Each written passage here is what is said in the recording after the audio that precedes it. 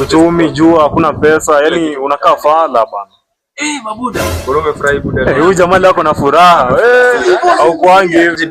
Buda, mimi si virgin tena. Mimi si virgin wallahi. Mimi si virgin.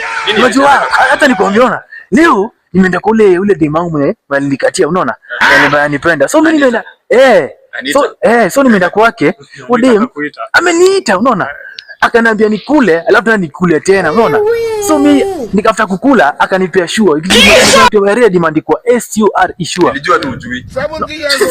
Sio. So mimi naona ganyini unakuwa na hiyo kitona.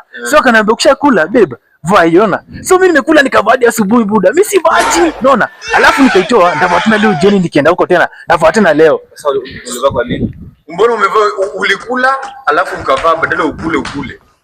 Si nilikula nikavaa alafu nikavaa hadi asubuhi nikalala na hadi asubuhi sikutoa hadi asubuhi. Na ulikuwa na Anita wewe mwenyewe?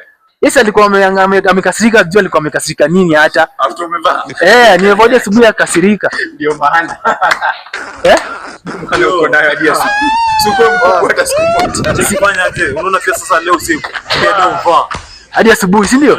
Hadi asubuhi unaona mimi si vaji ama uvaenge tu hata tembea kwa sasa hivi ukuje naye saizi niko best alafu unaele kando yake tu uende tu ulale tu na yako wewe si virgin kumbe ananipenda na alikuwa amekasirika mimi